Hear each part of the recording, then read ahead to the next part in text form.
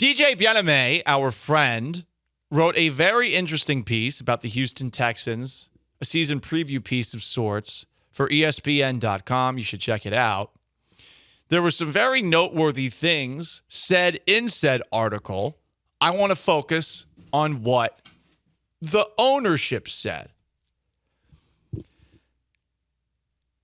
Because I look at the ownership and I talk about the attitude of the Texans going forward.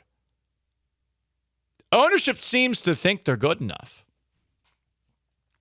To the point where I wish that they hadn't spoken in this article. They talked at the Greenbrier with DJ and some other Texans reporters. Cal saw progress last season. He thought Houston was a ways away following the loss to Baltimore in the playoffs. And after playing more competitively against Kansas City in the playoffs, Cal feels the Texans were on the doorstep. What makes us feel good, said Cal, is the past 2 years we've had good results, and we're expecting, hopefully, that these roster and offseason decisions turn into something along those lines. That is the hope. But I don't agree with the past 2 years being good results.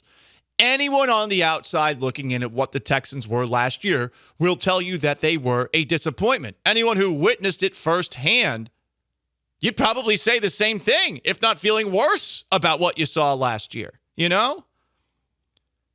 It was a very disappointing 10-7 final 8 season. You can't argue against that. The offense did not take any steps forward, and I know that injuries were a factor, but the offensive line stunk, the running game stunk, and you added a bunch of weapons this past offseason, which had led, going into the 2024 year, to a lot of people wondering, could the Texans have 3,000-yard receivers, which was a crazy idea at the time, which I told you about, but hey, it's fine. You don't always listen to the actual voice of football reason in town. It's fine. It's fine. Maybe this year you will.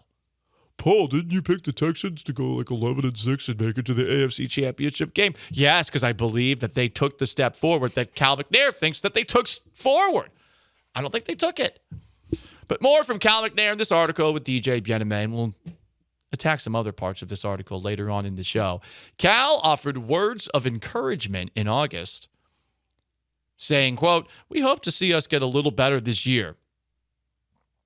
Hannah McNair chimed in, and this is where I am not a fan. I like Hannah. I think that everything that the Texans have done from a, I guess, front office perspective, all the good ideas, I think that Hannah has been involved with all of them. You know, that's nothing against Cal. It's more, I just think Hannah clearly has an ear for how people feel that maybe Cal didn't and the McNair family didn't. But she said this after hearing Cal saying, we're hopefully to be better. Hannah said, a lot better. A lot better, a lot better. Come on. We got to take baby steps here. With how disappointing last year was relative to the expectations, a lot better? Like, don't set the bar so high. You shouldn't. I would rather the Texans go into this year as an afterthought, you know? A lot better? Like, that's your expectation. If that's your expectation, I think you're going to be disappointed. Disappointed to the point where major decisions are made in the offseason. I don't know about that. It would have to be a disastrous season for the Texans to think about moving on from Nick Caserio. And I think D'Amico Ryans is essentially a made guy for at least the next 2 seasons. But more from Hannah McNair talking about last year and their playoff exit against the Chiefs. She brought up the refs. I don't like this. Hannah on the refs. With those type of calls, if that goes the other way, we're winning that game, in my opinion. Hannah, they got sacked 8 times. No, it wasn't happening. It wasn't happening. And there was a lot of little stuff that they should have cleaned up. Don't blame it on the refs. Those calls sucked. Did those calls give the Chiefs the game? That is an oversimplification. And this, along with hoping to be a lot better, is the kind of chum that you put in the waters that likely is just going to lead to disappointed fans because it's just blood. There's no meat. That's a shark reference, in case you couldn't tell. You put chum in the water, the sharks come. But the sharks, when they're there, they're like, hey, man, what the hell? That's what they're thinking with their little fish brains, you know? More from Hannah McNair. We had them on the other side of the field, and multiple times you would have had penalties. We got to clean that up. But it took them to the other side of the 50. So we cleaned that up. We're pretty close.